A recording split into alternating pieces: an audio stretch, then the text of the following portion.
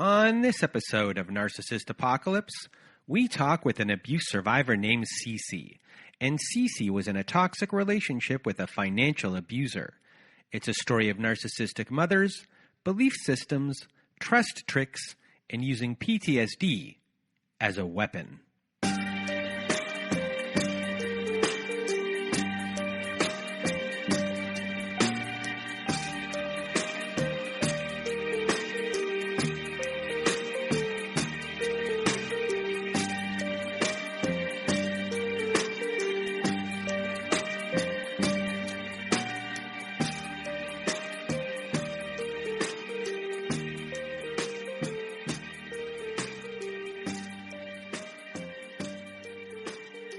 Welcome to Narcissist Apocalypse, everyone. This is a podcast that gives the voice to survivors of toxic relationships. I am Brandon Chadwick, but my friends call me Chad, and thanks for tuning into this episode. So what is a narcissist, you may ask? Well, for the purposes of this podcast, we refer to a narcissist as anyone who has displayed a pattern of behavior that shows a limited capacity to appreciate others' perspectives. It is that simple. And now, if you want to be a guest on our show, please go to our website at narcissistapocalypse.com. Top of the page, there's a button that says guest form. Click that button, fill it out. We'll go back and forth on emails for a bit, and we will go from there. Please send everyone out there. Send your stories in. We always need stories. And, we record a lot. We record with everyone who sends in a story. Not every episode makes it to air, but we go through the whole entire process to figure that out. So just keep on sending in those stories. We could never have enough. Can't reiterate that more than I already have. So thank you for doing that in advance. And also, another way to be part of our show is to go to narcissistapocalypse.com and to be part of our Letters to Our Narcissist compilation episode. On the side of our page, there's a floating button that says send voicemail. It records up to 5 minutes. If you need to record twice, you press it twice. Or if you need to record 10 minutes, you press it twice. I've been editing a lot today, everyone. So go to narcissistapocalypse.com if you want to be on our Letters to My Narcissist compilation episode. If you do not want to read the letter yourself and you want me or my old pal Melissa to read the letter for you, just send us an email at narcissistapocalypse@gmail.com and put Letters to My Narcissist in the subject line. And if you want to support our show, join our Patreon. Yes, we have a Patreon. If you want to hear episodes that never made it to air, follow-up episodes with former guests, and much more, join our Patreon. We also have virtual support groups through Zoom every Wednesday and Saturday from 9 to 11 p.m. Eastern. We also have our own online forum boards, which we think are safer than the ones on Facebook. And to join, just go to patreon.com/narcissistapocalypse. Join today, be a patron of our Patreon, help support the show. And other ways to help support the show, well, if you may have noticed, I'm slipping up my words, you may have noticed we started to do advertising on the show, and we are trying to learn more about our demographics. So we are actually having a bit of a raffle where we are going to have 10 winners of $25 gift cards to Amazon. If you fill out one of our survey forms, we're going to have that little survey button in the show notes of this show. You can click on it. It will take you to the survey, and we will go from there. We were doing that draw September 1st, 2021. So please help us out by filling out all of that information for us. And what else do we have here? I just want to talk about this episode with Cece. And this is a really interesting episode. This story is, well, there's really two stories here. And we discuss her family life with her mom for much longer than when we normally would. Because it was very, very important for the rest of the story for you to understand everything. It's a really interesting, both little stories are interesting. Obviously, the relationship story is the bulk of this show, but her story with her mom it's heartbreaking, but it really is important. And we had to kind of get through all the little things for you to really understand what made Cece and what was her kind of belief system going into her relationship. So there's also with this at the beginning of this podcast, we were recording, and I guess there was background noise from cars that were kind of going by. We eventually changed that, so please bear with that. And now, without further ado, here is my episode with Cece. Welcome to Narcissist Apocalypse, everyone. With me today, we have Cece. How are you? Fine, Chad. How are you? I am good. And today we are going to hear your story. Your story is one where you thought you were healed, and you thought, not that you were healed, but you thought that you knew all of the signs to look out for. So, that's something that's hard to deal with. And, it's a long road to kind of go through. You have to do a lot of work on top of the work that you already did. So I want to thank you for being here and sharing. Your notes that you sent to me were superb. It's rare that I get notes that are that thorough. Things are highlighted, bolded, and everything in different spots of all of the learning lessons, explanations of things. So thank you so much for sending that in the way you did. And now I'm going to get out of your way. Cece, the floor is now yours. Well, thank you. It's an honor to be able to do this. I appreciate the opportunity. I'm going to start just by kind of giving like a little background, because the situation that I thought I had overcome and healed from was with my family, particularly with my mom when I was growing up, and then it would be decades I would luckily get out of that, and then decades later I would run into someone else that it would take me a while, but eventually I would realize that what I was experiencing as far as emotion and feeling was the same as I had, in my childhood. And that's what would trigger me to like, oh my gosh, to look at this, to look at that situation differently. So, so just a little background. I'm not going to use, obviously I'm not going to use any names or specific places like cities or states. So I'll just use regions like East Coast, West Coast, that kind of thing, if that's okay. Yeah. Okay. So my family is not, I don't have a big family, and we're not very close knit. It was pretty much just, my mom, my brother and I have a brother who's 3 years older than me. And we were all originally from the East Coast. We're both born on the East Coast. We have the same parents. Other than that, family-wise, it was my grandmother, and then my mom has a sister, so I have an aunt and some cousins. But we were never really that close. I don't have any memory of my dad. He was out of the picture when I was really young, and would not have any contact with him later on. So that relationship wasn't there. My mom would move us to the Southwest when I was about 6. So, and then after we moved, we didn't have any contact with like my aunt and my cousins. My grandmother would come visit like every other year. So just not a close family. And the other reason why I make that point is because, my mom was it, right? She was the parent, she was the authority figure, like that's it.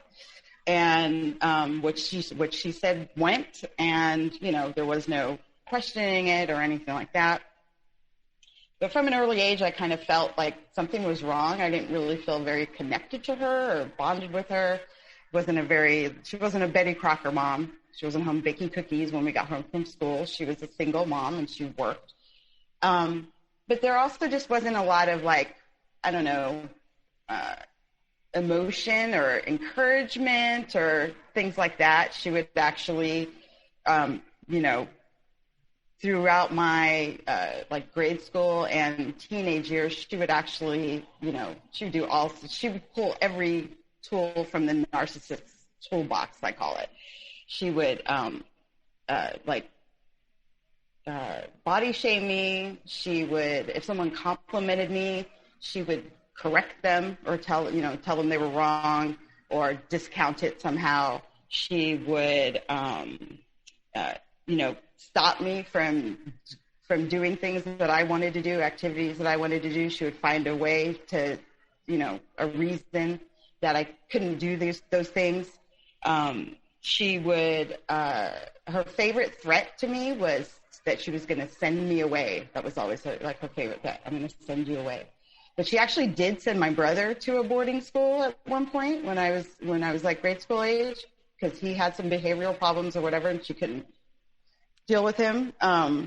So it wasn't an empty threat when she was telling me like that she was going to send me away. I had actually seen her do it. So so this is like the cloud I'm living under as a kid. So I just tried to be like the good kid, the quiet kid, the invisible kid. But the older that I got, just her contempt for me just really just seemed to grow, and just anything I did, especially if I was good at something, it just seemed to make her, not like me more.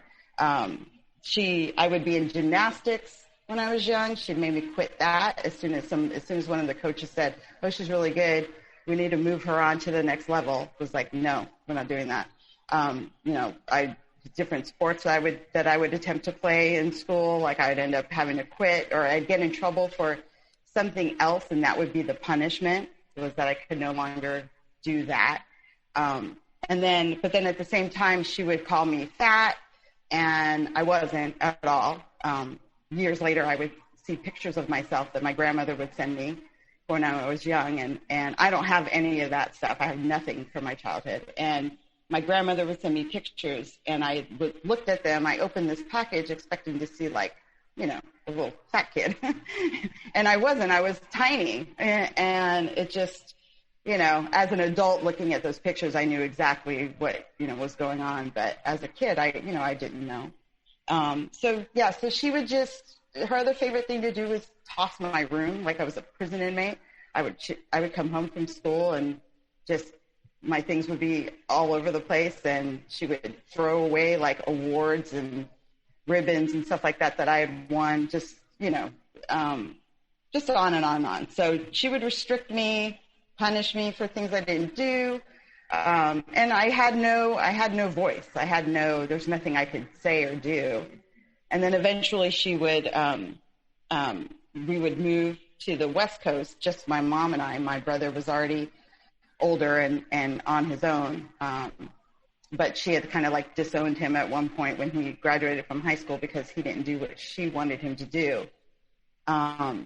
So she moved us to the West Coast. And then, so I was like 16 at the time. I was in my junior year of high school, and I never had a problem making friends or anything anywhere we lived.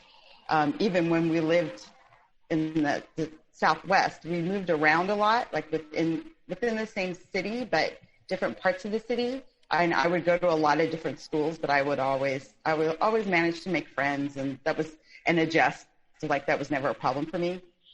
So we moved to the West Coast, and I did the same thing I always did. Like I made friends right away, and I even I used to also babysit from a really young age. So I started babysitting again because I never wanted to have to ask her for anything. It would take me days to get up the nerve to ask her for anything. Like whether it was, something that she had to sign for school, or if there was something I needed or whatever. I was just terrified and just nervous, and it would take me forever to get up the nerve to ask her for anything. So So as soon as I could, I started making my own money so I wouldn't have to ask her for anything. If there's something I wanted, I would buy it myself, And I thought at that time that was kind of like the best we'd ever gotten along. Now, our paths hardly ever crossed. I would get up and go to school in the morning. She'd get up and go to work. I'd go babysit after school, go home, make something to eat, do my homework, go to bed, and then she would come home. So we would never, our schedules didn't mesh, and my household was never one where, like, you get up in the morning and you're super chattery with each other. You're like, oh, good morning. What are you doing today? Like that kind of atmosphere just was never in my house. But I didn't mind. I had developed the ability to be, okay on my own, I guess, just through the years. And we went on like that for about 5 months. And like I said, I made friends, but I think she had met, there was like 2 girls that I hung out with primarily. And, we went to school together, and I think she met them, but she didn't meet their parents. Like, again, not Betty Crocker mom. So she's got no interest in meeting like my friends' parents, or, there were no like barbecues with everyone or, anything like that. She just did her own thing. And, but my friends' parents would always ask about her. And I would just always say, she's just not there. She was always like working or on a trip or something. And they just didn't understand that, because they were the, like typical parents. And they actually, later they would tell me that they actually thought at one point that I was a runaway and that I was living by myself. and they would drop by our house like at like random times, because they, just to see if they could meet her. And she was just never there. But that didn't bother me. But then one time she went on a trip, and I had dinner at my friend's house, like I did 100 times. And my friend's mom wouldn't let me leave. She was like, "You're not going to go home and stay by yourself. Like, that's just not going to happen." They just didn't understand how that could be. And so they had me, had me stay at their house. Well, my mom ends up calling. Yeah, which it was rare. She just didn't do that, And this is a long time ago, so there wasn't cell phones or stuff like that. I couldn't tell her or anything. So to her, I just wasn't home, and I was like running around in the streets. Again, she would always accuse me of things like that. I was, of course, because I was a teenager, I was out like, drinking and smoking and having sex and, robbing banks or whatever. I don't know, whatever she got in her head that I was doing, that was her reality. And so when she did come back, she was, extremely angry. And I got punished, of course. And then like, it wasn't that much longer after that she just one day said, this isn't working out. And she would end up making me quit school. She would make me go to school and lie to them and say that there was like a family emergency and that we were moving back to the Southwest, but we were not going anywhere, just me. So I would, I did what she said. I mean, that's your mom, right? I mean, she sent my brother away. She can send me away, right? And my friends, I told my friends, and they tried to, my friend's parents, tried to talk to her. She wouldn't talk to anybody. And then she basically like put me on a plane and sent me back to the Southwest, which we had either sold our house or she was renting it out. There was nowhere. She was sending me back to nothing, right? There was no one there. There's no family, as I mentioned before. Don't have a big family, not close. So, there's no one there.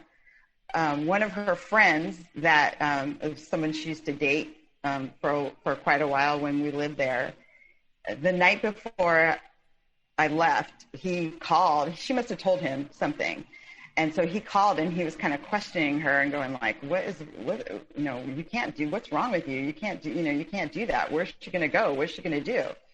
And he even said like, who's picking her up from the airport? Because where we used to live is not where you like fly into, let's say, right? It's like equivalent to if you flew into like Los Angeles and then you had to drive an hour to get to where your actual destination. It's kind of like that.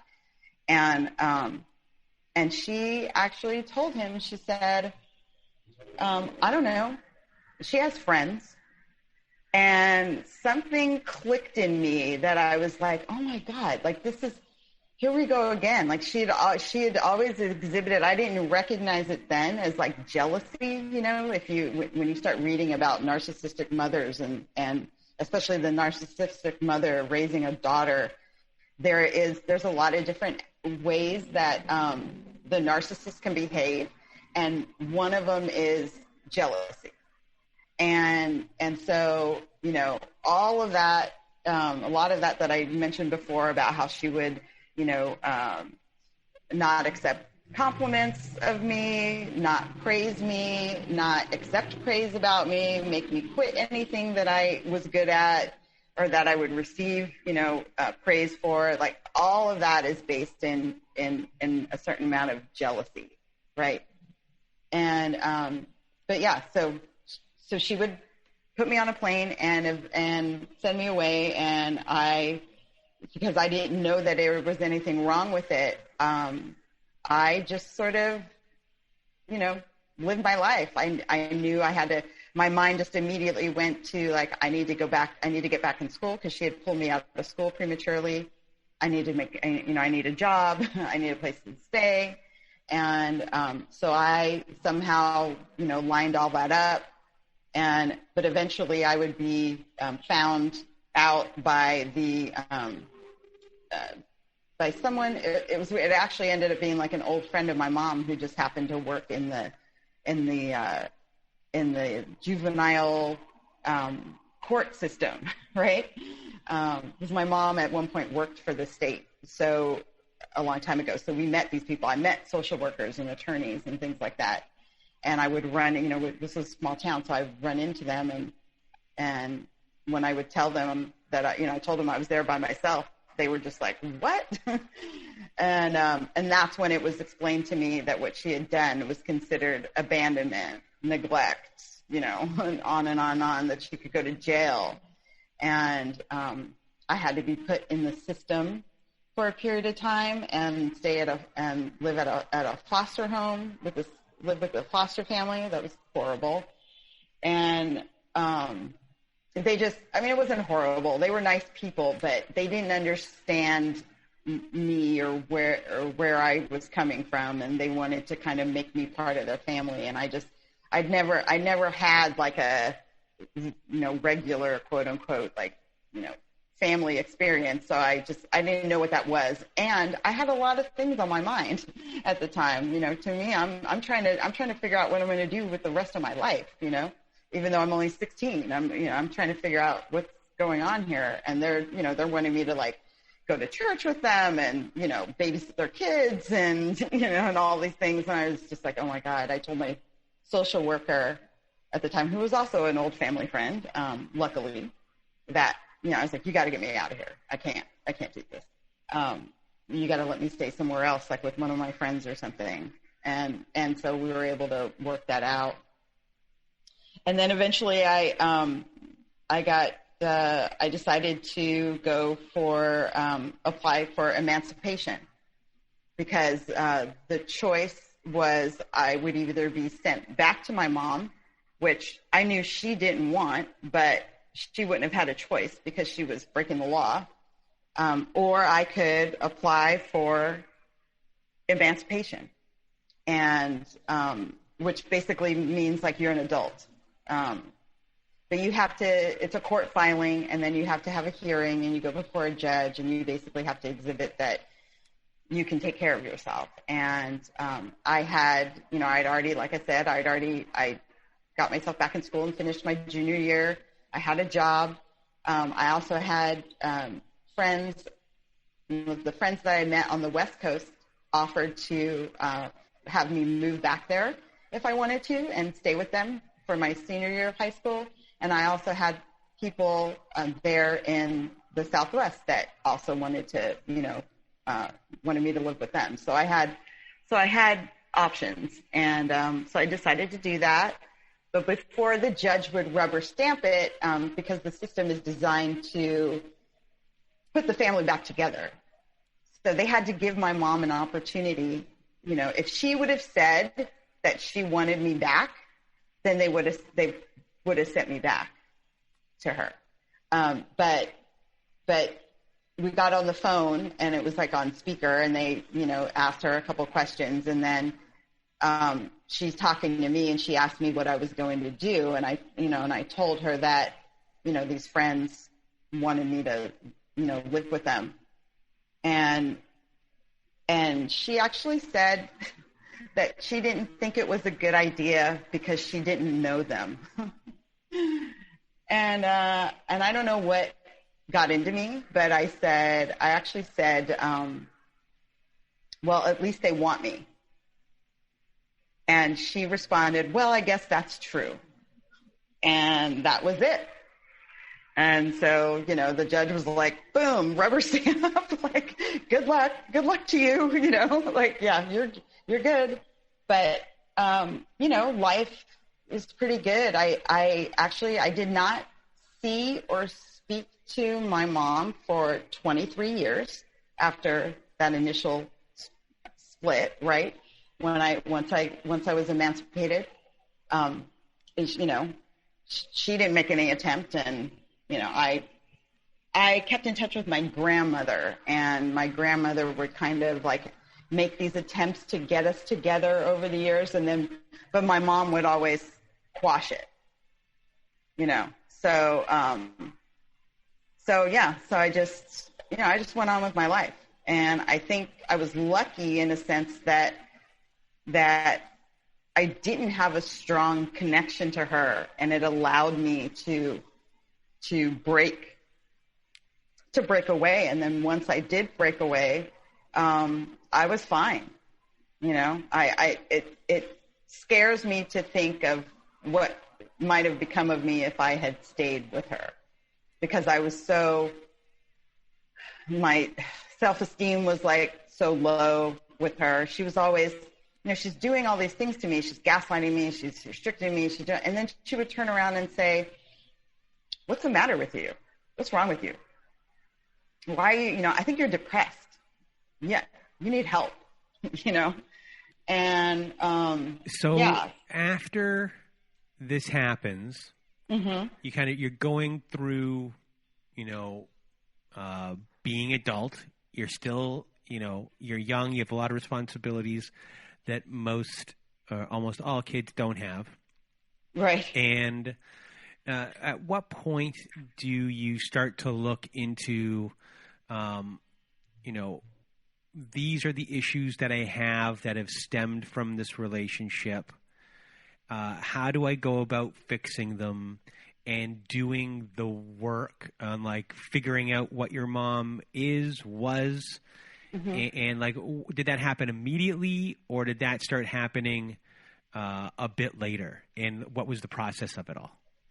Yeah, so that happened. Yeah, it was later. I can't remember how I first came across it. I think I was always an avid reader, and I started reading, and I was into Stephen King and Dean Koontz and stuff like that. And then all of a sudden, but I also liked, mafia stories and things like that. And I started reading true crime books. Somehow I found a true crime book. I found Anne Rule. And I start reading these true crime books, and on a lot of them, there's a malignant narcissist, right? Like it's very, very dangerous, the most dangerous kind, the ones that, you know, won't let anybody go and stalk and murder and, you know, just horrible, horrible people. But somewhere in there, it turned me to start reading about narcissists. Like there were enough, like, even though those were extreme stories, there was enough in there that kind of got me thinking. And then I found some literature about the specific, like the narcissistic mother and daughter relationship, and I was just like, oh my God! I mean, it was amazing. It was like I was reading about my life, you know, and so that's what started me down that, and then you just, you know, you start reading more, and like I said, I was already out, so I'd done pretty well, you know. I kind of knew that, and I kind of knew that. I got back in touch with my brother, and I learned that he actually had a much harder time with her, because he did have a connection and a relationship with her more than I did. And so even though he got away from, he has this, like, they have this like push-pull relationship still to this day, you know. They're in contact way more than we are. And she's still, like, you know, playing with him, and it's awful. But he hates her. You know, he recognizes that she was not a good person and not a good mother, and he will, you know, he tells her that he had a horrible childhood, and that there's a lot of things in his adult life that he doesn't enjoy right, you know, now because of her. But and I applaud him for saying those things to her. But then what she does is she calls me and tells me, "Can you believe your brother said this to me?" And I'm like, "Are you really calling me to complain about my brother telling the truth about his experience with his childhood?" I'm like, she just has zero self-awareness at all. So I learned, you know, I learned a lot. I kept reading, and the one area of my life, this kind of leads into the next experience that I have with a narcissist, and you know, we're kind of using that term broadly, but the one area of my life that I maybe had a question about was like romantic relationships, or am I capable of having a close relationship? Like, I have friends, yeah, okay. I had some relationships in college and stuff like that, and they seem to have ended, you know, the way, you know, some relationships do, that you just fizzle out. But I knew, like, I didn't want you know, I was not attracted to the traditional, like, roles that people have in relationships. So if I was in a relationship, especially when I was younger, like in my 20s, even 30s, if I was in a relationship with someone and they started talking about, like, marriage and stuff like that, I was like, what? No. I was just not focused on that at all. And I don't think I have a biological clock. That just, you know, having kids surprise, surprise, that never sounded like a good idea to me, you know. Having dinner at 6:30 every day doesn't appeal to you. Right. You know, it's so funny, even though I am what do you call it? Structured, disciplined. I don't like routine. I don't like things that are like super routine. So even my profession, even though, yes, I get up and I go to work every day, but my job, what I do every day, is not the same. Does that make sense? Mm-hmm. Yeah, I couldn't, you know, I couldn't just, like, I couldn't work like in a factory or something like, you know what I mean? Something like that. So even though I have structure in my life, I have discipline, I have, you know, I've never been in trouble with the law. I have good credit, I have money in the bank, that kind of thing. I've always had good jobs. I've always lived in, I've lived in the place I'm living now. I've been here for 10 years, but even before that, I lived in places like, at least like 4 years, or 4 years here, 4 years there. So, but I don't like routine, and marriage and kids to me just sounded like a loss of freedom. That's what it sounded like to me. So I'm like, oh my goodness, you have to, you have no choice. I take my hat off to people. I don't know how they do it, because to me, I guess from a really young age, I recognized it for being as hard as it is. I didn't see it through rose-colored glasses and think, oh, you get married and you have kids and it's so great. I was like, no, that looks really, really difficult. And there's just not enough hours in the day. Like, how is that even possible? I'm trying to just take care of myself, and I need more time. So, yeah. So I take my hat off to people that can do it and do it well. But that was just never my focus. So anytime that came up in a relationship, I would feel like, okay, this person doesn't know who I am at all, if to even bring this up, like, like you're not paying attention kind of thing.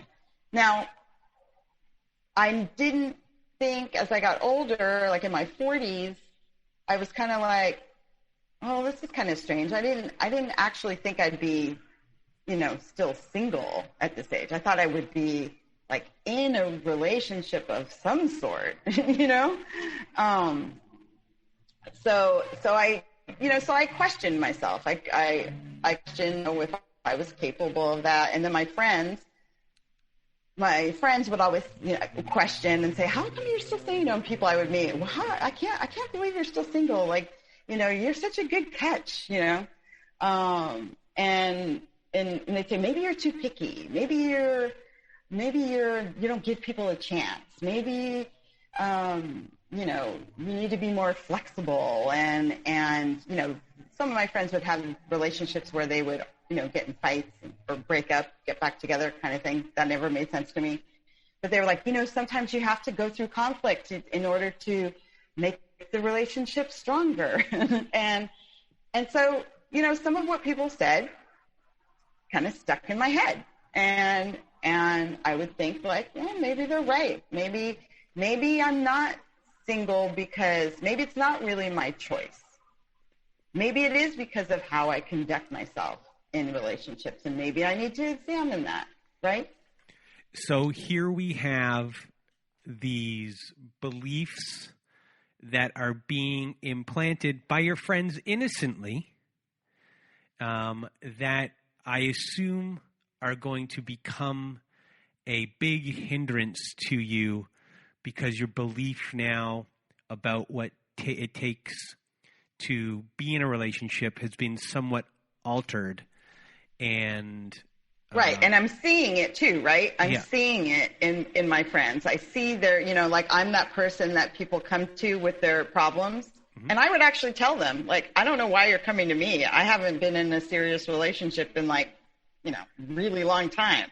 I don't know if I'm the right person to talk to about this, because I was always pretty like hard lined. I was like, if something's wrong, if it's not working, then, get rid of it. And obviously not all things are like that. There's a lot of gray areas, but I didn't see those gray areas, but my friends were showing me gray areas. Right. And I was learning to like be more like, even with them, I had to learn to be like a little more empathetic, a little more, like instead of trying to give them advice, I would just listen and just, and I realized that even if someone is in a, not necessarily an abusive relationship, but just like a bad relationship, that they're not going to be done with it until they're done with it. You know what I mean? Mm-hmm. You can tell them like, hey, I don't know if it's such a good idea for you. I don't think this person has your best interest at heart. But until they figure that out for themselves, they're gonna stay there. So I was learning these things.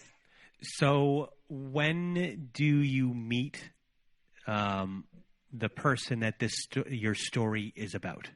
So yes, so enter N number 2. So yeah, so I feel like I'm in a good place in my life, and I meet this person, and we meet in a social setting, and I just think he's physically he's my type, he's attractive, and he just seemed to be, having a good time. We strike up a conversation, and pretty quickly, exchange numbers, and like almost right away, we're spending a lot of time together. And it's, what I didn't recognize it for at the time was like, the total love bombing. I mean, we were together all the time. I mean, unless I was working. And from, what I had experienced maybe in the past, it was a little shocking for me. This is not something I was used to, but then on the other hand, it was better than, the people who seem interested and then you never hear from them. Right. So I thought, okay, well, this is, he's obviously like really interested. So we go on like that. Like at one point we spent like a whole solid, like 2 weeks together, like, day, night. And I would just go to work, go to my house for a little bit. We lived close to each other, so it was easy to spend a lot of time together. And he would be calling me. He'd call me like several times during the day to find out what I was doing later. And then I would end up, going to my house for a little bit and then going to his house. And then I'd go back to my house in the morning to get ready for work and, rinse, repeat. And then when I would, so during this like honeymoon period, if you will, he tells me his story. And I should have run, I guess, right there. But so he tells me his story, and he was in the military. He was suffering from PTSD. He also had like anxiety, panic attacks. He had some physical injuries, so he had pain. And he'd been married before. He had a couple kids. So his ex and his kids lived in another state. He had a strained relationship with his parents, with the rest of his family. It was just like, oh my God. But at the same time, I'm looking at my background and I'm kind of like, well, I can't hold that against somebody, right? Like they have a strained relationship with their parents or with their ex. I mean, that's kind of normal, that can be normal. So he tells me all this, and, immediately I'm like, I feel sorry for him. I feel badly for him. But I also felt like, I remember going home at one point and just being like really overwhelmed because he had a lot of stories and he was like telling me all these things, and it was just like drinking from a fire hose. It was just like, and so I remember feeling really overwhelmed but feeling badly for him. And we kept spending time together. And I would witness like the anxiety and the panic attacks and stuff like that. He would also tell me that at one point when he got out of the service and then he was still with his wife, but then they got divorced. He said that he was homeless, like basically homeless for a while, and did a lot of drinking and drugs and stuff like that. But now he was, now when I'm meeting him, he's receiving benefits, from the government. He's in therapy. He goes to physical therapy and talk therapy. He's on a lot of medications for his, anxiety, PTSD, and then physical pain. And, but he's got his own place, he's getting better, right? He's working on it. So that's where I am with him. I'm thinking, okay, wow, this person's, going through a lot. He's a vet. So, he deserves, what happened to him I thought what happened to him wasn't his fault. Right. And he deserves, to be getting, all this help and hopefully, he'll get better and great. And, so that's, I thought that was it. And then the other bad behavior started. And sorry, before we get to the bad behavior, was there, I guess, as far as kind of hooking you in, was there future faking and things like that? There was a lot of there was a lot of, he had a lot of plans when he wanted to take trips and and we were just together all the time, at one point he, we're together and his phone rang and he told me to answer it. Little things like that. And I'm like, I don't want to answer your phone. And he's like, no, go ahead. And that being a real big trust type of event where, you can answer my phone. I don't care who's on the other end. You're open to every part of my life. Right. Exactly. And then later that the phone would play a big part in our relationship. And, he would use it almost like a weapon. It was it would get crazy, but yeah, so there was a little bit of that, but I think for me, kind of the bonding kind of happened just because of what he was telling me, the other thing is when he told me all that stuff about himself, it was because he trusted me. So, when the bad behavior started, I started kind of going what's happening here? So when we would go out, so with not sure how to explain this. He was very charismatic. He was like a social butterfly. He, when we would go out, he would be talking to everybody and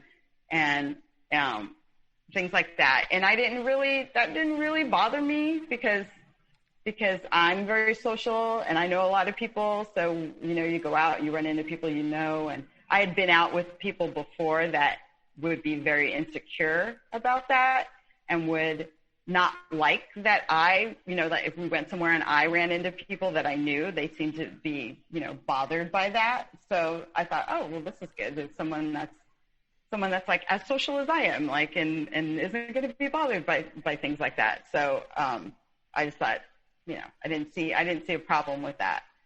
But then later, a little later on, sometimes I noticed that sometimes people he was talking to, you could just tell by someone's face and body language that they were kind of oh my God, this guy is, a lot.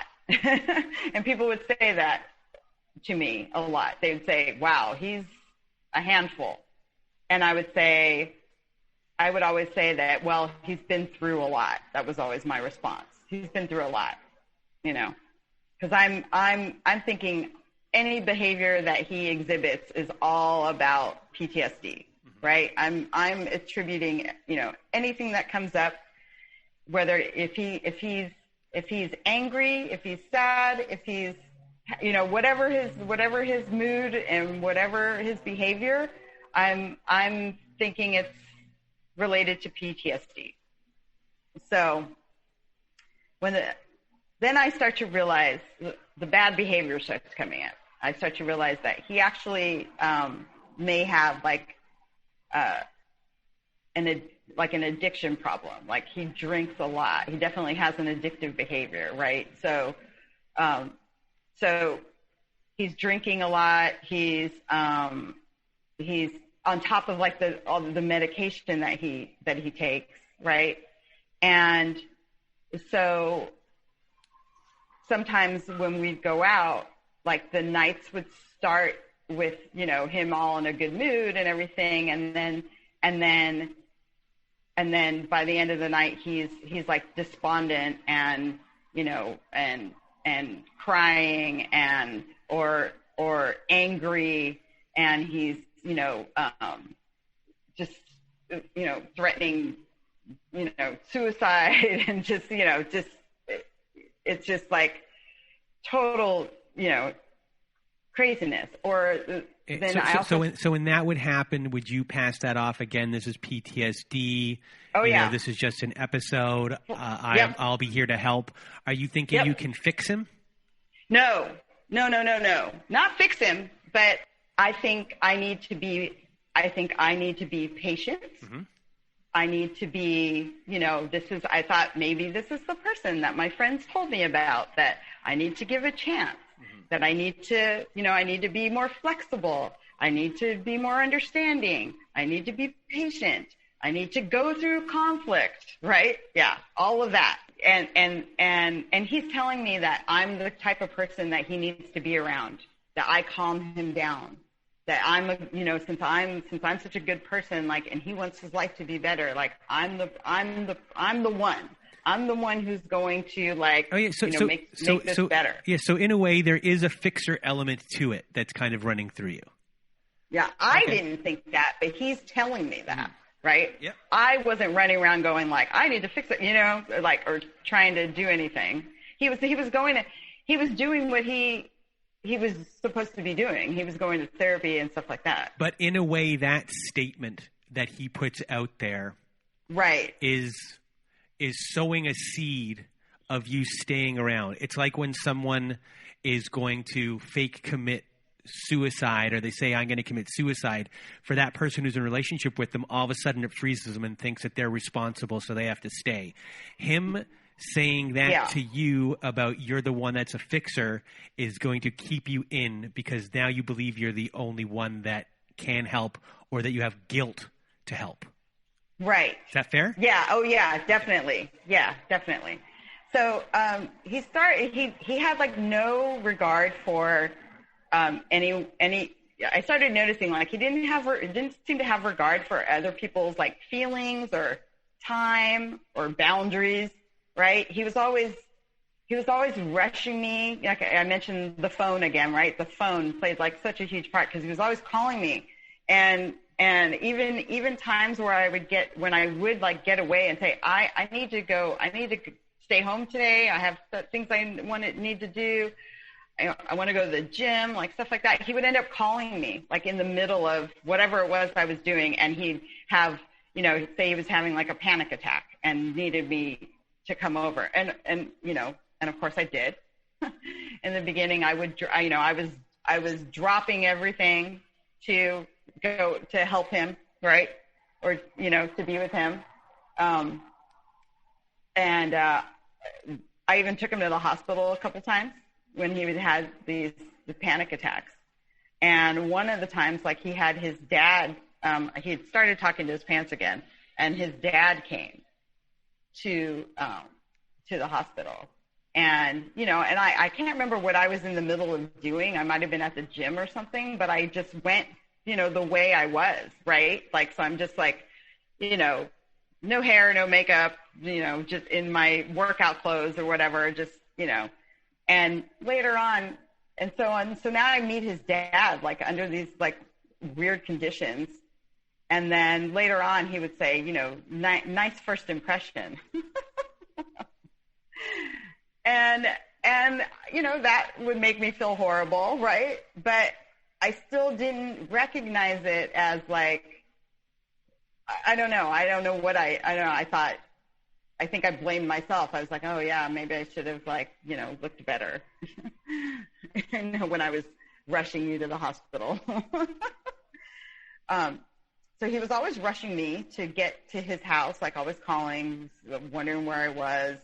stuff like that. And then when I would get there, like let's say we were going out or something, and then when I would get there, he wouldn't be ready. And then I would, I'd be sitting there sometimes for hours, like waiting for him to get ready. He was very, very concerned with his appearance, and would sit there messing with his hair and, change clothes 3 times. And then he would he was easily distracted. He'd start organizing his closet or, or looking up something online or talking to somebody on the phone or whatever. And it was and you're sitting there come on, I thought we were leaving, you made me rush over here. And now, you're not ready. It was annoying, right? And then he would call people in the middle of the night. He would go by if we were out driving around, he'd go by someone's house and at all hours. He just really had no regard for anyone's time or feelings or whatever. He was the only one that could have emotions. If you, for instance, some of these nights where we go out and he would end up, just acting manic. He's throwing money around. He wants to go to this place and then that place. And then if anytime, when he's ready to leave, it's time to leave, whether you're in the middle of talking to somebody or eating something or whatever, it's he would say he's having anxiety and it's, and it was time to leave. And so after, and then sometimes at night, I couldn't get him out of the car because now he wants to sit there and listen to music and talk, and then he'd start crying, and then, and if I brought it up the next day, hey, can we talk about what happened last night? He would say that I was triggering him and that he didn't need the negativity, and and that if I wanted to, there was a lot of if I was going to be with him, then I had to be this way, or that way. There were a lot of rules. He had a lot of rules for people, and a lot of types of people he couldn't be around or be associated with. And there was it just, there was, it was constant. He was constantly talking, telling his opinions of people and talking bad about people, even his own friends. He would talk bad about them. This one couple in particular, and we got along really well, and we decided to get together independent of him, because there were times where we were all supposed to hang out and he wouldn't show up. He didn't show up. So we just decided well, let's just, we'll just hang out on our own. And we had fun. And so we exchanged numbers and we decided we were going to get together, on our own. He didn't like that. He didn't want that. He didn't want me hanging out with them without him, because he didn't want us talking about him behind his back. So, that's that, trying to keep everybody triangulating, trying to keep everybody separated so they can't compare notes, compare stories about him. So he liked to compartmentalize his relationships so no one could talk to each other, as far as, hey, these things are really weird that are going on, and there's no, if no one can cross paths, the better. And he knew that from the beginning. Right. Then he started being, so we had, this has been maybe a few months in, and these nights, these crazy nights that I keep talking about are happening more and more. Plus I also find out that he's gambling a lot. And at first I thought it was just recreational, because I gamble, I go to Vegas, whatever, but he was going to these local casinos and would, spend many, many hours at these places and lose money. Sometimes he'd win money, but most of the time he'd lose money. He'd call me in the middle of the night to go pick him up from some of these places. That's how I found out about it, because he'd call me in the middle of the night and need a ride from somewhere. Because he didn't have money this was before Uber and everything, and he didn't have money for a taxi. And of course, like whenever he would call like that, he would call, sometimes he'd call like, and this is during the week sometimes. So here I am, I got to get up and go. He didn't work. I got to get up and go to work. And he's calling me in the middle of the night to like, because he's either having a panic attack or he needs to be picked up from somewhere. And it's either like a casino or a bar or something, right?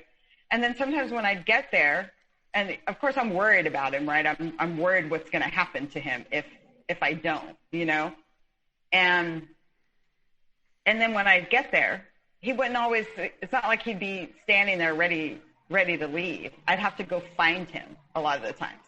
So here I am, I got out of bed, threw on like whatever, and now I have to go walk into some like casino or bar and go find him. And he'd be there, either if it was a casino, he'd still be gambling. I'm like, I thought you were done. And, I don't know if he got money from someone or if he lied about not having money or what the situation was. And then, and like an idiot, I'd sit there and wait, right, until he was done. Then he'd want to like go get food somewhere. And then it was. So it sounds like, your relationship started. You're hooked in, you fell for the whole victim part. You are kind of going off of the fumes of the things implanted in your head by your friends. He also has PTSD. That's a big part. And now you're in this stage where, all of these behaviors are in the realm of control. And, he is doing things his way. His anxiety pops up. You have to do whatever he says. He's using that as a form of control. Exactly. His anxiety, his PTSD, everything that goes along with that, to do whatever he wants. And, right. In this process, are you fighting back at all early on, as not fighting back physically, but fighting back with words? Are you arguing any of your points? And does he start to devalue you in any way, if you do or you do not? And if he does certain things to you, are they aggressive? Are they passive aggressive type of things? Yeah. So I do start, like I said, I would try to talk about like, can we talk about what happened last night? When he was like a night where he was particularly like, manic, and he would shut me down. He didn't want to talk about it because talking about it, like, takes him through it again, and then that triggers him, and like, so he's quieting me, pretty quickly, right? But then other times he would sort of recognize that he's a little out of control, and he would say, "Oh, I need to stop drinking. I need to, do this," and then he maybe would for a while, but it wouldn't last.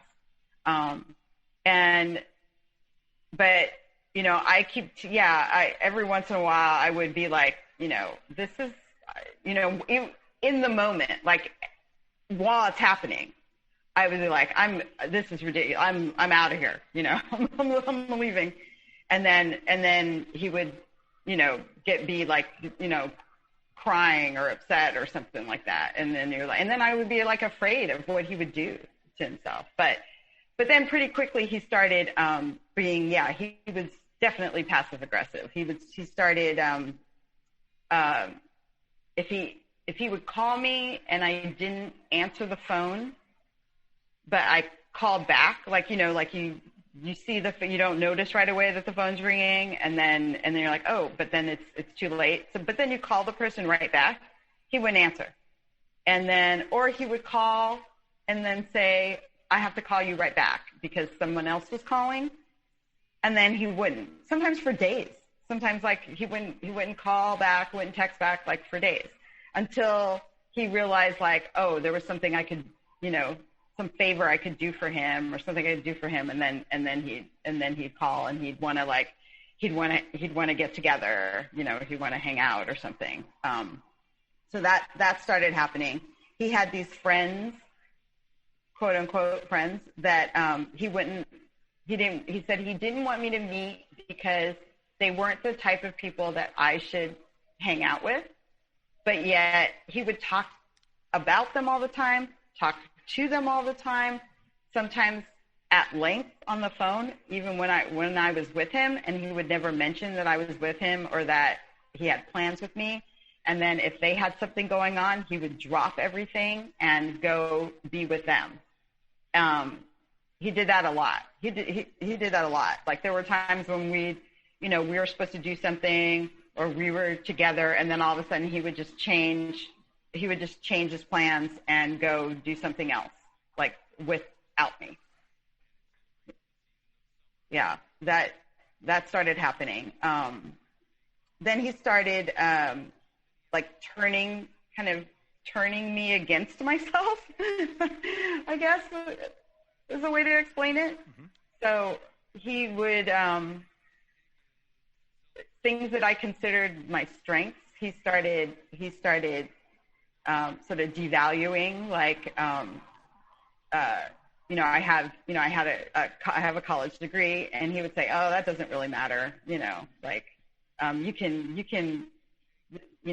get rich or whatever, like without that, or whatever, like you can make, money without that. It doesn't really mean anything.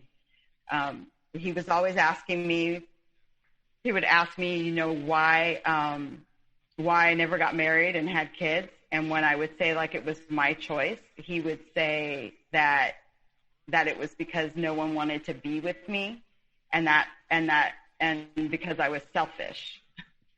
And sometimes he would just say that out of nowhere, like just, like be sitting there doing something else. And he would say, God, no one wanted to be with you. Just like that. How come no one wanted to be with you? He would, it obviously was a question I wasn't supposed to answer, but he would do that a lot. He'd bring that up. And then, did you start believing these things?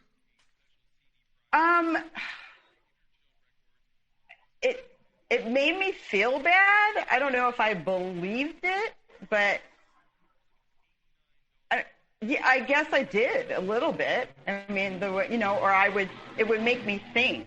It would make me think about it, right? Like, yeah, how come, maybe, yeah, no one, well, here I am at the age that I am, and I haven't, I'm single, so yeah, I guess maybe there's some truth to that. And he would even say, like, did anyone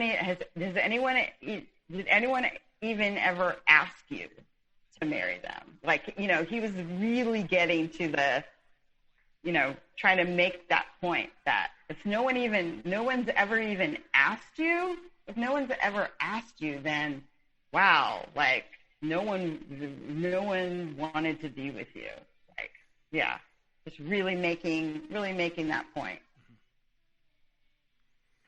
And, I guess throughout this meat and potatoes of your relationship and all these things going on, were you catching him in lies or projections where, something might be he might accuse you of anything that might be going on in his life that he kind of is doing a swerve?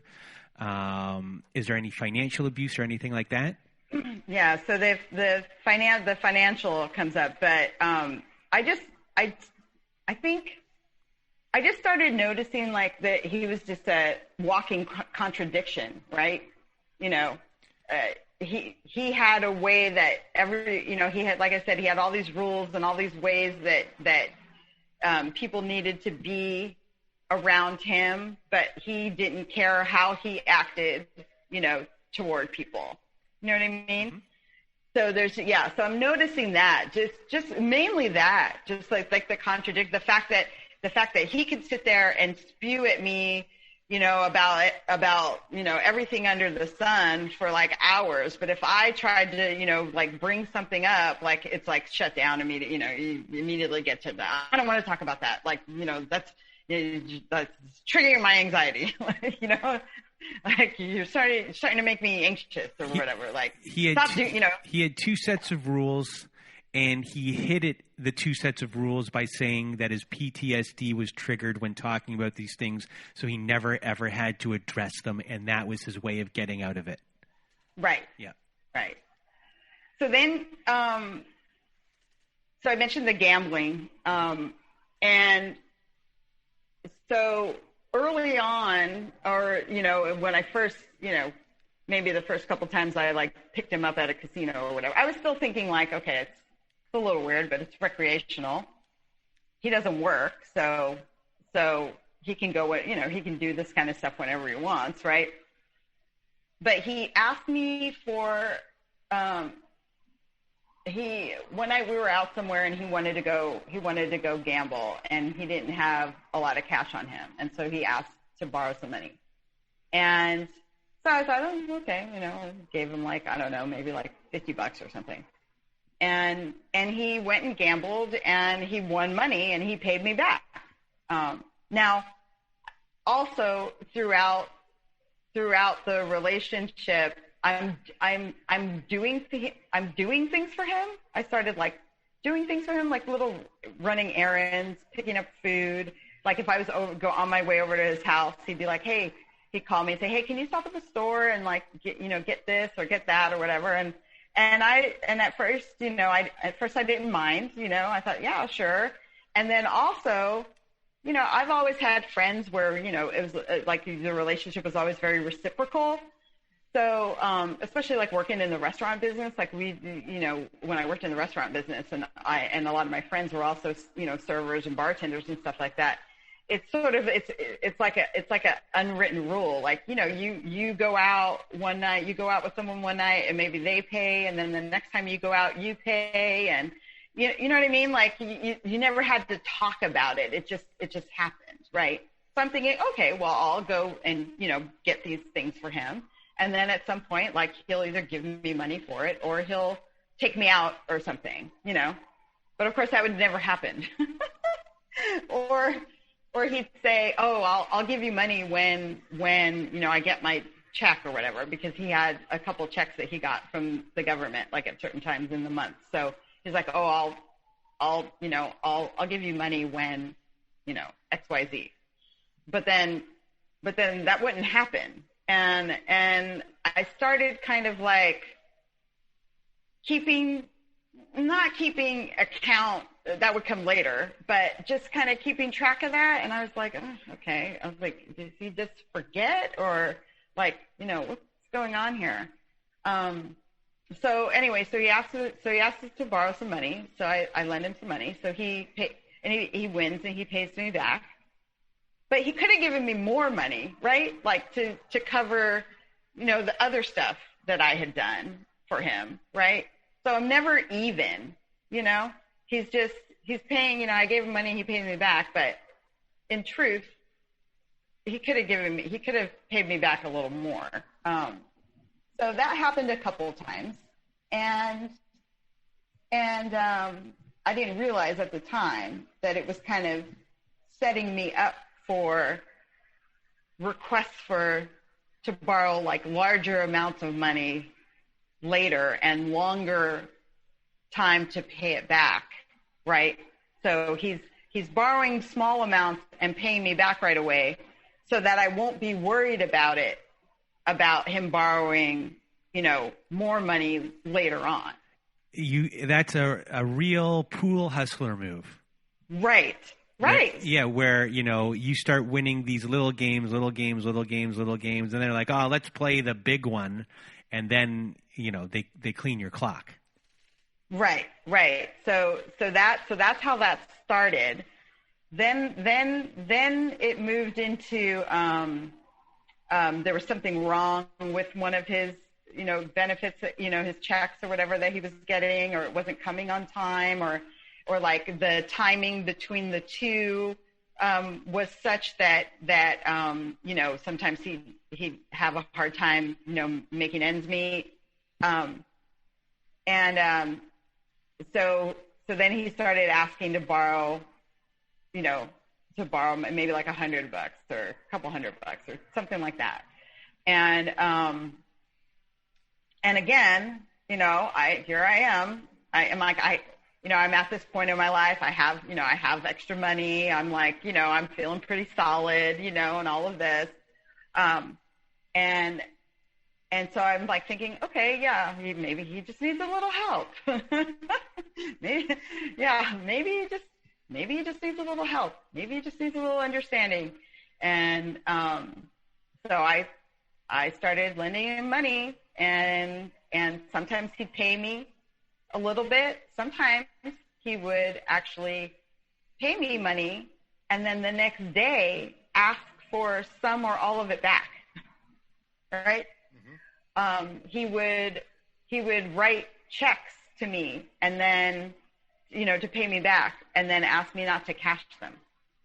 I still have those checks, by the way. I keep them as a reminder. So part of it, you're getting the feeling that you might be paid or might not be paid, but at least there's this weird effort that might be made. It's not a real effort, but you're getting a sense of somewhat security to keep it going. There's a little effort, but I'm also noticing that during this time, by the way, his anxiety and all of that seems to be diminishing. Like there aren't as many panic attacks. He got off a lot of the medication, and stuff like that. So he seems to be doing better, right? We're not seeing a whole lot of each other. Now that he owes me money, he's ghosting me a little bit, right? We're not seeing, at this point, we're no longer like a couple. Now we're just friends, right? He, made that determination at one point that he didn't think we should be together, but that he really valued my friendship. So now we're friends. So I guess for 1 second, how did that move happen? Was it did it slowly happen that way, or was it by design? Do you think? Well, I mean, was it a way of distancing you to eventually get out of it? Well, he started with the phone games, right? And then disappearing on the weekends to go hang out with these other friends and stuff like that. And it just sort of, it didn't feel like a relationship. So, I kind of, maybe I asked, what was going on, and he just was like, we're not together. We're not together. Almost like it was never that way. We're not together. And how did you feel about that? What happened? Were you upset? Where did you go? Yeah. So what were the depths of your feelings on that? Yeah, I was upset, but I also, because I felt so overwhelmed with him and everything about him, that I was kind of happy to resume my life,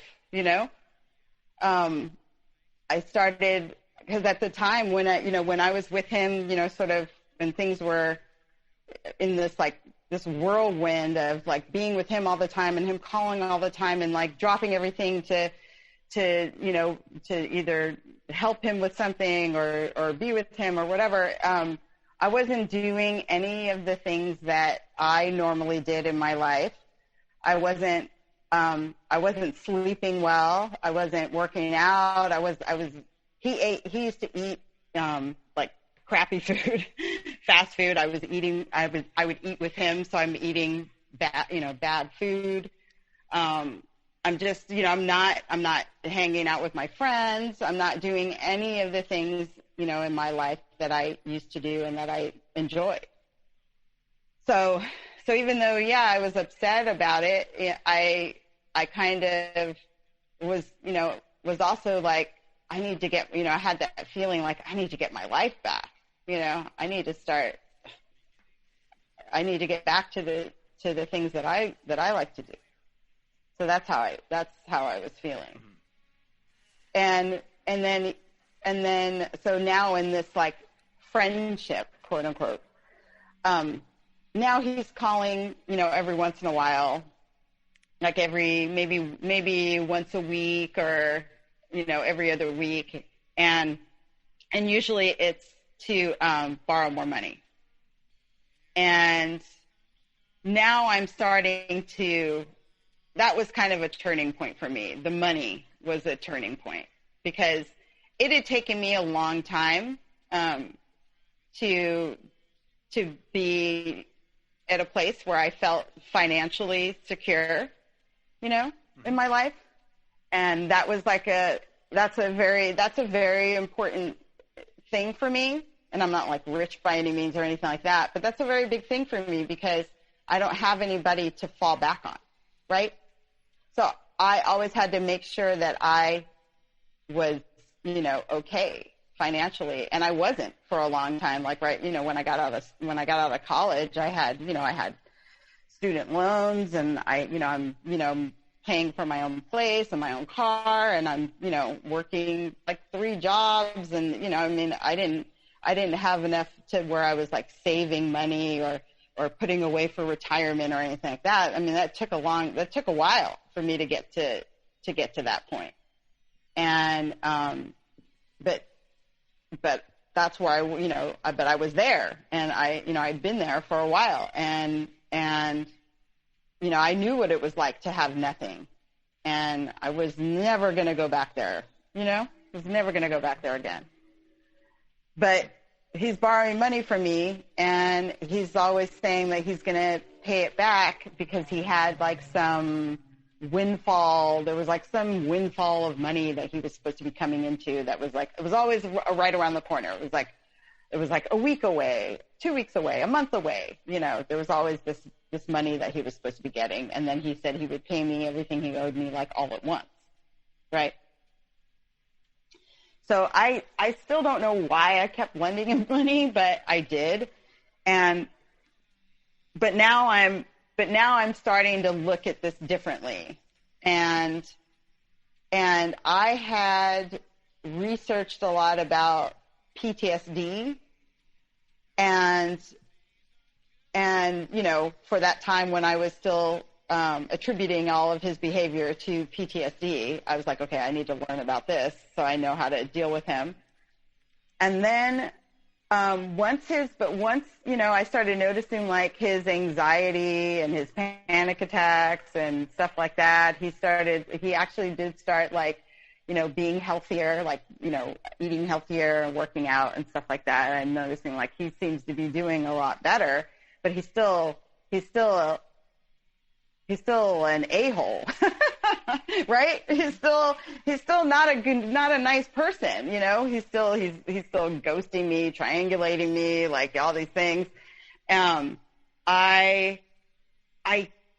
I sat down one day and I was always like anxious, like wondering like, is he going to call? When's he going to call? What's he doing? Is he going to pay me back? It was just on my mind like constantly. Plus, I'm also running through like the things that had happened in the past few months, right? Like all of those manic, those nights where he was like, with the manic behavior and the gambling and I'm just like all that stuff is running through my head, and so I sat down and I just examined like how I was feeling one day, and it just hit me that I felt that same way when I was like growing up, that anxiety, that uncertainty, like the loss of, self-esteem, the low self-esteem, all of that just kind of came back to me. And it was like, I don't know, it was like a lightning bolt hit me. And then I went online like a lot of people in these situations do. And I just started putting in like, what does it mean when someone does this to you or acts this way or whatever? And these things start popping up, like, are you dating a narcissist?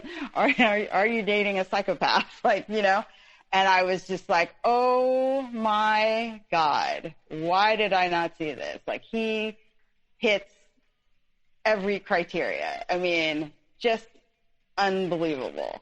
And then I knew, like, that I was in trouble, and that I had to get out of it. And I started, everything, you read a lot. I started reading everything I could. I read articles. I read books. I went on some forums. I know you don't like those, but I did. And I swear it was in some instances, I would read somebody's story and I thought we were talking about the same person. And I'm not saying that like in a joking way. I mean, I really meant it. I really thought, I was like, where is this person from? Like, are we talking about the same person?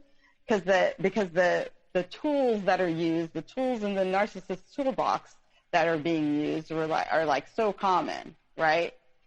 And so I knew I was like, okay, I knew I had to go no contact, and I knew, but he owes me money. And it had grown to a pretty significant amount. I mean, he almost like wiped out my savings. The last money that I gave him was to cover a bad check that he wrote for a new car. So, and the way I found out about that is that, I hadn't heard from him in a little while. And then all of a sudden he contacted me and he wanted to like go to the beach or something, one day. And so I said, okay, we're supposed to be friends, right? So this is, I'm trying to be friendly. Do you see these acts of wanting to go to the beach and things like that as breadcrumbs, as I'm like, let's do something normal here? So to normalize things so then I can take advantage of you again? I see them as, I'm hoping that they're steps in the right direction. I'm hoping that, that they're like, okay, we're going to do something normal, and then maybe he's going to pay me a little bit of what he owes me, and, we're just going to have like this sort of normal friendship. That's what I'm hoping. But I'm also... Is one of your fears that, okay, if I cut things off right now, I'm never going to see that money again? Absolutely. Okay. I knew, absolutely. Like, I felt like I had to sort of like play nice in order to even have a chance at like, because now that I'm seeing things for what they are, like my sympathy for him is gone. My sympathy's gone. But I'm also now, I know, like, oh shoot, I'm in this like weird situation with him now. He doesn't know that I know that I'm seeing these things as him, treating me badly, and that, so I need to and I want to get my money back. So I felt like I had to like sort of play along in order to have a chance at that if I like called him out on his behavior and then just got away from him, that would almost be giving him permission to then just disappear, right? And not pay me back anything. So I felt like I had to stay there. So he would contact me. So now on, but before, like, I would be maybe trying to contact him and trying to make plans with him, and he would just sometimes he would, and then other times he would just, not take my calls or whatever. So now I'm not calling him at all. I'm not contacting him. He's contacting me. And so he wants to go to the beach or whatever, and he shows up in a brand new car. And I was like, wait a minute, you're like, you owe me money and you're out buying a new car? Like, what's going on? And and so that day he's telling me again about this, this story about the money that he's supposed to be getting and all of that. But that's why he got the car, is because this money that he always talked about, like for months now, that he talked about getting, like that was supposed to be happening. And I still to this day don't even know if that was true. But at some point during the day, he says that they're going to, that the money didn't come in when it was supposed to. And so the check that he wrote for the car, didn't clear. And now they were going to, repossess the car. And could I help him? And I said, no, I was like, no, I was like, take it back. I was like, tell them that you're mentally ill and that you shouldn't be entering into contracts. That's what I said. So tell them you have PTSD and all this, and that you shouldn't be entering into, you shouldn't be entering into contracts, and take the car back. And I said I wouldn't give him money. And I said that, being in the legal field, I said, like, I'll do some research and see what your options are. But I didn't know how long he had the car. And it turned out that he had already had it for like over a month. And that even if he did take it back, he would still be on the hook for the loan. So then he wanted me to buy the car. Like, you know what I mean? Mm-hmm. Like change it all over into my name, but then let him drive it. I was like, what? That makes no sense. I was like, why am I going to buy a car that I had no access, that then I don't have access to? And I was like, so I have to buy the car, insure it, and then let you drive it around? No. I'm like, no, sorry. That's not going to happen. And yeah, it was just, and I'm sitting there. So now I'm sitting there like in a different headspace, right? And I'm just like, oh my God, the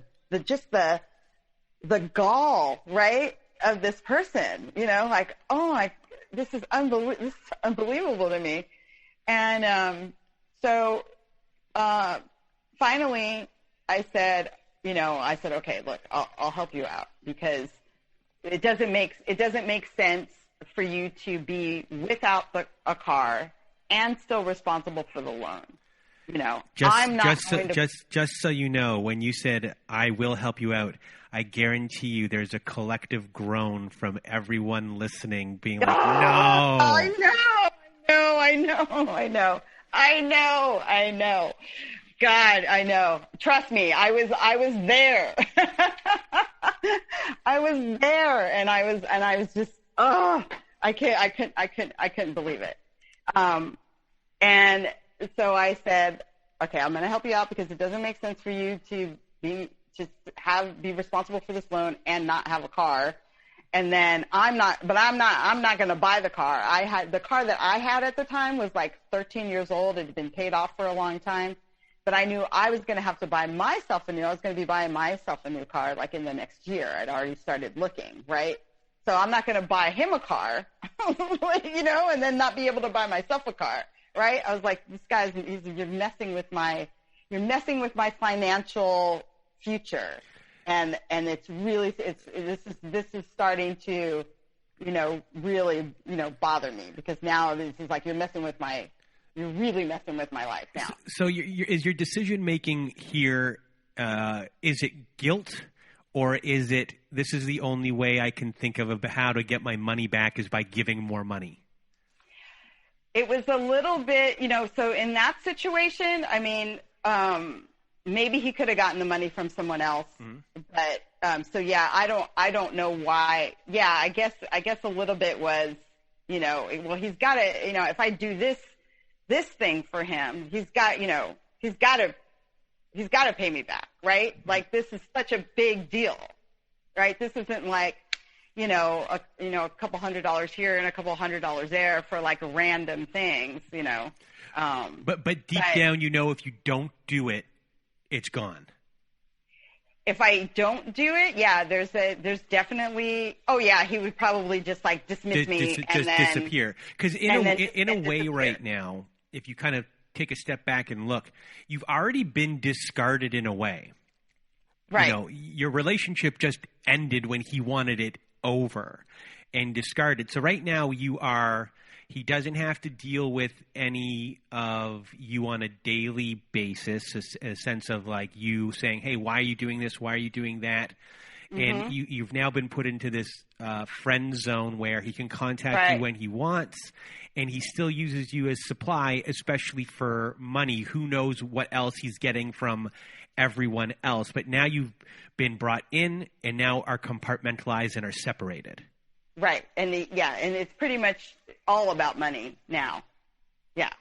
And like the little crumbs, like you say, of like, oh, let's go do this, or oh, let's do that. That's just to keep me sort of like in that, loop, just to keep me sort of tied. He doesn't want me getting too far away, because remember, I started like resuming my life, right? But he doesn't want me to get too far away.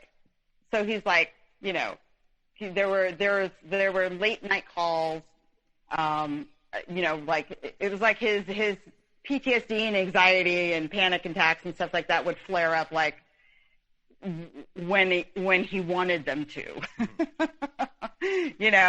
and it's, and it'd be that, he's calling, sounding desperate, and it's like when it, wants to talk, needs somebody to talk to or whatever. But that's all just designed just to keep me sort of in that loop.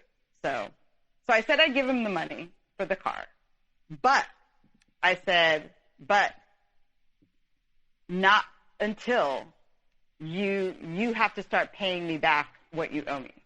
And we need to figure out a way where, because at this point, like I said, he'd already, he had like written me checks and then told me not to cash them and given me money and asked for it back and all that kind of stuff. So I didn't want to have to chase him for it. I said, we have to figure out a way where you can pay me and I don't have to have contact with you. I don't have to ask you for it or chase you for it. I'm not going to do that. So we figured out a way to where one of his checks that he got would go directly to me. And I opened up like a whole separate bank account, because obviously I don't want him mixing in my bank account. So I opened up a whole separate bank account and he had that check routed to that account, like on a monthly basis. And so we set that up, and then I gave him the money for the truck. Now, what's weird is like he doesn't have the PIN number for that account, so he can't get any money out of it. It's just to put the money in. But he has control over that. He could stop that at any time. So every month I knew when the check was supposed to be in there, and every month I was like panicked. I was like checking to see if it went in, because he could just decide to stop doing that. Right. So it's like this little victory, right, that he's actually paying me, but yet he still has control because he could stop it at any time. Mm-hmm. And but now he's not really talking to me at all, which was actually fantastic. Like at this point, I was like, good, the money's coming in. I don't have, I'm not in contact with him. I'm not. I stopped answering his calls. And I was like, okay, this is good. Things are good now. Then he starts up again, with the late night phone calls and now he's texting, and more, and surprising, or maybe not surprisingly, more requests for more money. And I'm like, you've got to be, and I'm texting him back saying, you've got to be out of your mind. Like, no. And he would berate me over text, saying, like, why won't you help me? I know you can help me. I'm like, I don't have the money. I would just tell him straight out, like, I don't have it anymore. I gave you, I gave you, I already gave you like so much money. Like, you're messing with, you messed with my financial security, and I won't do it.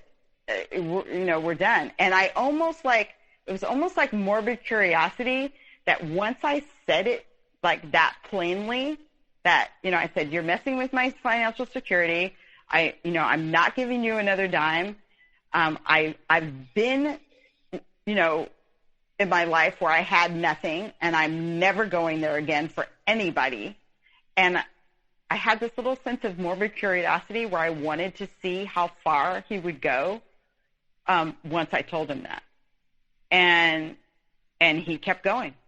He every once in a while he would just still show up and still text and still call and still ask for more money and still do the like he's and the stories he would come up with for the reason that he needed it and the whole plan that he had for like after he pays like we could just add it to what he already owes me, and then he'll pay me back like with interest. And he would bring up like spreadsheets that would show like, how much more I would get back, like if, with the interest he was going to pay me. And then we could maybe go on a trip together and stuff. I was just like, but at this point, by that point, this is about like almost a year in.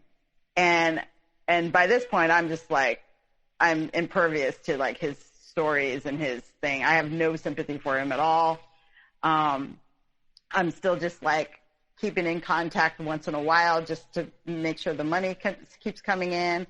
But, and I'm sort of humoring him by listening to all of these things like I had a choice. I mean, he would come over to my house and just like start spewing all this stuff. And then I would leave. I'd leave, and I'd leave with, without, I'd say no. I'd let him go through his whole spiel, almost like a salesman. And then at the end, I would say, I'm sorry. No, can't do it. And I would leave. And I knew every single time that happened, because it happened like a number of times, every single time that happened, I knew like that there was a chance that he would try to like, kind of like take revenge on me and like, stop the checks, stop the checks from going into that account or something like that. I just, I knew that chance was there, and I told myself that I had to be prepared for that I had to be prepared to walk away no matter what, and if that happened, I would just have to chalk it up to it being like an expensive lesson, and that, but I had to be prepared for that to happen. And that's how that's kind of how I got through it. Just like, that's a reality. That's a possibility. I have to be prepared for that. And if it happens, so what? And, just sort of like, I'm never giving him another dime. Like, this is done. This is done. I started turning my phone off at night because, he would call, and like in the morning there'd be like, 8 or 10 like missed calls or text messages. So I started just turning my phone off at night when I'd go to bed, and I wouldn't turn it on again until I got to work. 'Cause then I wouldn't be tempted to like call him back or anything. And I just, I just kept doing that. And so I could get myself like further and further away. And surprisingly, he did keep paying me. And then he started going to school. And then he's texting me and contacting me and asking me for money for things he needs for school, because he thinks that will be, different. Like I'll look at that as like, oh, this is a good thing that he's doing. And yes, this should be supported, kind of thing, because that's how I was before. Right. But I was like, no, not happening. And he would get pretty irate, with me and accuse me of lying about, how much money I had and how much money I made. And, and he's like, I know you make a lot, I know you make enough money and this and that. And then other times he would try to devalue my work and say that he probably made more money than me for doing nothing. So it goes on like this, and I'm turning my phone off at night and trying to do no contact and this and that. And then the most amazing thing happens. He meets someone else. And that would be like on one hand, it was great because now he's not focused on me at all. But I admit I did fall down. I fell down that rabbit hole of like being curious about the new supply and wondering if she was experiencing the same things that I did. And I did some cyber stalking and they were, and was, kind of surprised to see that, how loved up they seemed and everything. And I was also surprised that like there was all this social media out there because that was another thing he was always like really paranoid about.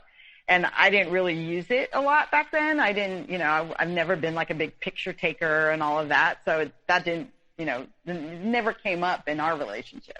I just knew it was something he didn't, he was kind of paranoid about, like didn't want people like, talking about him, posting about him, stuff like that. But then here he is with this person, like, splashed all over.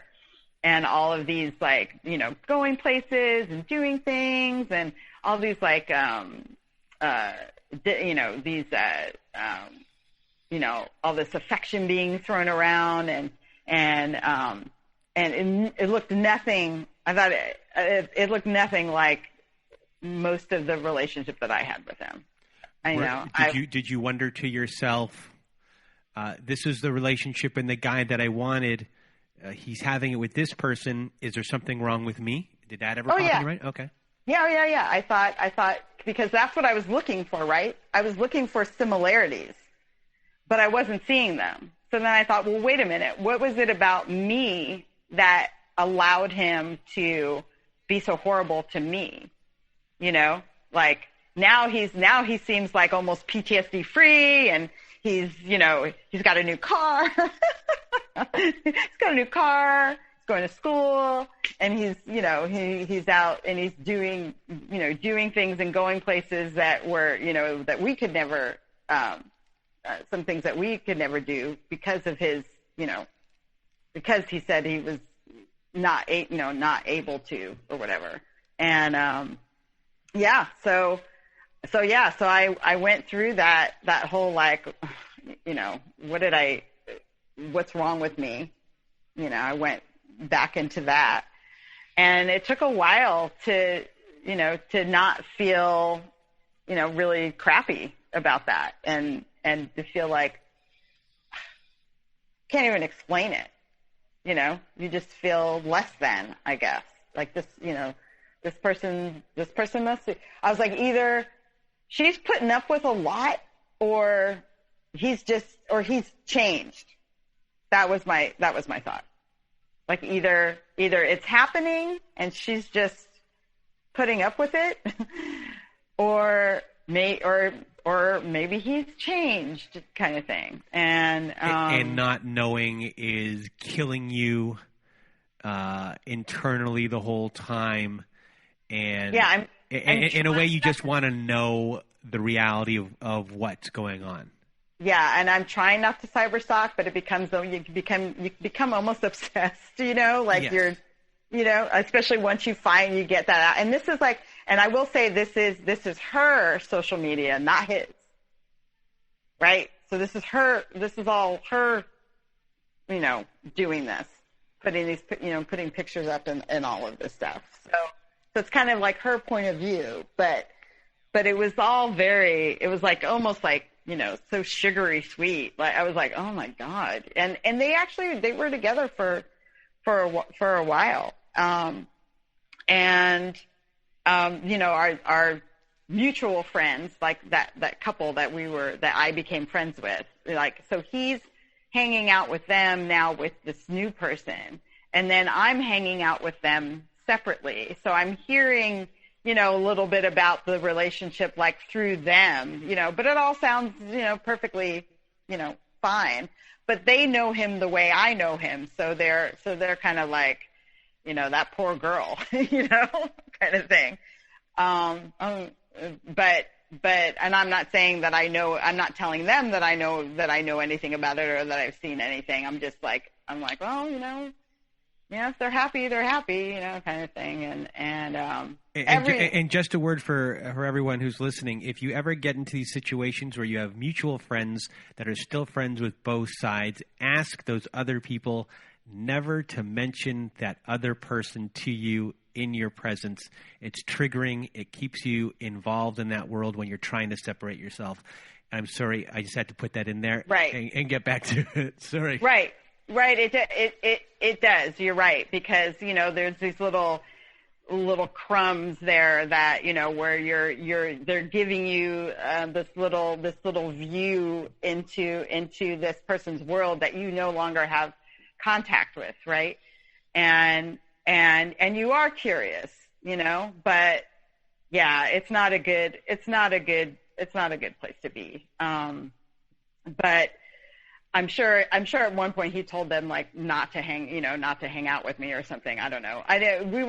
We didn't become like good friends, but we saw each other once in a while. So, I recognized the behavior that I was doing as like not good, and then that I needed to just not be concerned with it. But it was really hard. Like just, weaning myself off of that and not being curious and not wanting to look and see what was, try to see what, what was going on and things like that. So let's see. I'm trying to heal myself. He's still paying me because, he's distracted now. He's not contacting me. So, my life is getting back to normal. Things are going pretty well, but we still live near each other.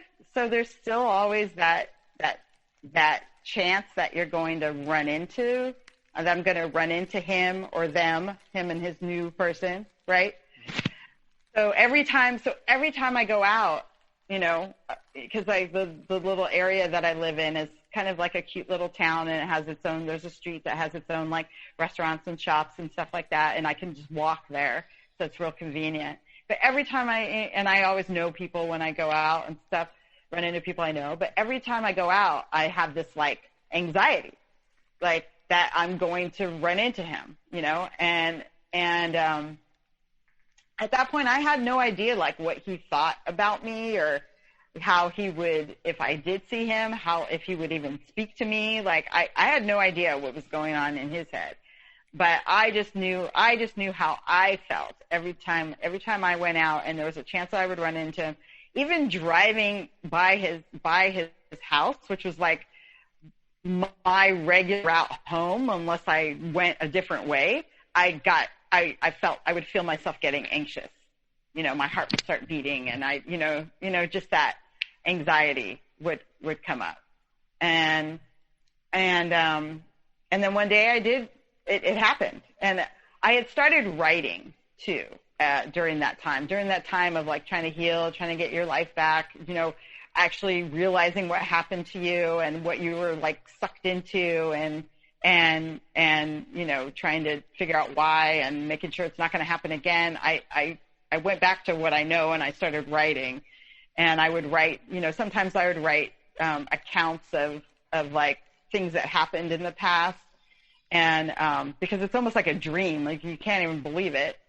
And then other times I would write like what I would say to him if given the opportunity, almost like your letters to my narcissist. So I was doing a lot of that. I was doing a lot of writing, and it was really helpful just to get it out, to have it on paper and look at it and read it and just be like, oh my God, like this really happened to me. I really went through this. And then I did run into him, and it was in like a social setting. And to my surprise, he was by himself. He wasn't with his new person. And to my surprise, he was like, oh, happy to see me, like, oh my God, how are you?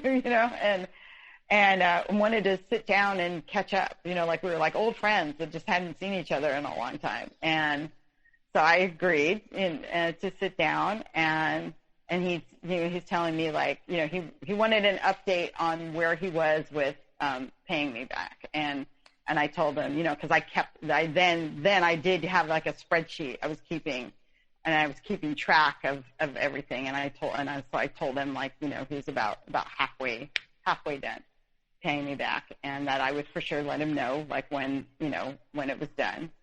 And he's talking about school and things like that, and then he started talking about this new person that he's with. And one of the first things was, like, he made it sound like it was a new relationship, like they hadn't been seeing each other that long, when I knew they had been together already, like, for a year, if not a little more. But he made it sound like, like they just started seeing each other. and he complained about her family. He complained about her friends. He didn't like any of them. He didn't think that they were good people. I think she had tattoos, and he didn't like that. And he said that he had asked her not to get any more tattoos, and she did anyway, and that he wasn't happy about that he thought it was trashy and, like, not ladylike. And he didn't say one good thing about her. He said that she was already complaining about, like, doing things for him, like doing his laundry, and and what else did he say? Oh my God, it was just, I was just sitting there stunned, like, looking at him like he was like a animal in a zoo, and I was just like, wow, this is actually happening, like, right in front of my eyes. Like, he's devaluing her, like, it's like textbook. He even said that he goes, I know it seems like I don't, but I think about you a lot. And he said that he talked to his new person about me and a lot, and like what a good person I was, and how, like, she should be more, like me. And I was like, well, okay, he's using me to triangulate her. Like, all this stuff that I've read now is, like, it's all just clicking and going through my head. And I'm like, this is incredible. And I even said, I remember what I said, but I know I stood up for her. I was like, hey, look, if you don't like, it's her body, about the tattoos, it's her body. If she wants tattoos, she can have tattoos. Like, if you don't like it, then don't be with her. Like, and, I'm like, okay, he has not changed at all. Like, I don't care what is being shown on her social media platform. Like, this is not a good situation. There's no way she's happy in this. Like, he has not changed at all. So now that this is over, this person is no longer in your life, looking back at the situation growing up with your mom, being emancipated, all the issues that formed and the beliefs that kind of carried you through here, and also beliefs that formed during this relationship, were there specific things you wanted to tackle that you've identified? Or is this just, relearning what you already taught yourself and sticking to your guns? Yeah, it's more like going back to, like, the way I was living my life before was fine. It was just more of, like, it just sort of reinforced that, again, like, there's nothing. I had someone, my mom at some point had sent me to a counselor when I was like 14.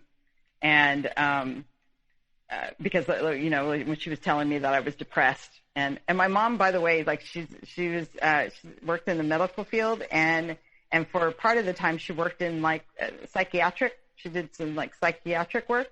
I remember specifically her saying that she was working with people who were manic depressive. So this is something that I learned about, like, as young. And so when she's sitting there telling me that she thinks I'm depressed, this isn't just coming from my mom. This is coming from, like, a medical professional, right? So I'm thinking, like, so she's telling me there's something wrong with me. I think, oh, okay, maybe she's right. Maybe there is something wrong with me. And so I went to a counselor, and this counselor figured out pretty quickly what was going on. And she tried to set up sessions with both my mom and I. And my mom would either cancel at the last minute. And the last time she tried to set up a session, she tried like 3 or 4 times. The last time she tried to set up a session, my mom just didn't show up. And this lady, and now thinking about it, it's kind of funny because she was young, she was probably right out of grad school or something. And she was pissed. And not, and because she's thinking like, my mom's like a colleague, right? How dare you? How dare you, like treat another medical professional this way? And also you're supposed to be a parent that's supposed to be concerned about your daughter. So she actually gave me a ride home. That was the last session I had with her. She gave me a ride home, and she had me wait in the car, and she went and talked to my mom. And my mom didn't let her in the house. They were just on the porch. But I could tell I couldn't hear, but I could tell she was yelling at her. And probably saying the same things that she said to me, like, how dare her, And she got back in the car, and she turned to me and she said, "There's nothing wrong with you. Your mom is the problem. There is nothing wrong with you." And that definitely got me through the next few years, right? But now again, here I was like decades later, having gone through this with, this relationship and toxic friendship with this person. And again, I had to she was like the first person to tell me that. Other people would tell me that, throughout the years. But here I was decades later, and I had to repeat that to myself. Like, there's nothing wrong with me. Like, I was fine. I tried to fix myself by being with this person and bending over backwards and twisting myself into a pretzel to prove that I could have a relationship, that I thought, I wanted. That fits social norms. Yes, and that fits social norms, and that, I had to prove that I was capable of caring about someone to a certain level or something. And then I realized that, I picked the wrong person, obviously, or they picked me. It was just, just the timing or whatever, but there was nothing wrong with, I went through that and I had to learn from it, but yeah, there's nothing wrong with me. I don't need that. And I don't. I mean, if it happens, it happens. I'm still open to having a good relationship and, a respectful, reciprocal relationship with someone. But yeah, I had to go back to the way what I was doing and the way I was living was completely fine. I didn't need that. So before we end our show, do you have any words of wisdom or advice for everyone who is listening? No, I don't know if it's really advice, but I will say that that you can experience or come across narcissists in different areas of your life. I think that's one thing that I learned. So you can have a parent who's a narcissist. You can have a boss who's a narcissist. And then, of course, the personal relationships, friends and significant others. I had a couple bosses, but I recognized it right away. And I was like, ugh, and it's good to recognize it and know that, okay, this is someone that I need to keep at arm's length. But it's not always that easy, right? Especially if it's a parent or a boss or something, people you have to have contact with. So what becomes important, though, is at least what became important to me was how I was feeling. I had to really examine how I was feeling, how this person is making you feel. And is your life being disrupted? Your life as you knew it, is it, hopefully your life, you liked the way it was before this person came into it, and now your life is being disrupted. and you have to really like stay in tune with how you're feeling and what's going on with you, and then determine like if this is a situation that needs to be addressed and that you need to like, you know, extricate yourself from somehow. But that's the thing that I noticed, was that even though these were two different people and two completely different types of relationships, the way that I felt in them was the same. And then the second one, that's what turned me around, was that I realized how I was feeling. Well, Cece, I want to thank you for being here and sharing your story with us today. We pointed out a lot of things. You know, you did a really good job. So I just want to thank you from the bottom of my heart for being here today. It's so hard. Your brain is like all over the place, and I feel like it's so choppy. No, I have my your notes in front of me. So I'm sitting here, and I'm like, yeah, you got it. I know you wrote such thorough notes. It's hard to keep, and you're doing it from your side. It's very hard to keep track. And I'm not looking at them. I thought of trying to have them on the side, but then I thought I'd be like distracted and trying to, you know what I mean? Oh yeah. To rehearse or something. So I decided just to do it, you know. Well, you did great. Hear it from my brain. You did great, and thank you so much for sharing. Thank you. You're welcome. And for everyone who is listening, from Cece and I, we hope you have a good night. Oh, one more thing. One more thing? Okay, hold on. That was a false ending. I'm sorry. Because this is really important. There's one more thing to everybody out there. You're not crazy. You're not crazy. And there's nothing wrong with you. Okay, I'm sorry. And on that note, everyone who is listening, you're not crazy. And from Cece and I, we hope you have a good night.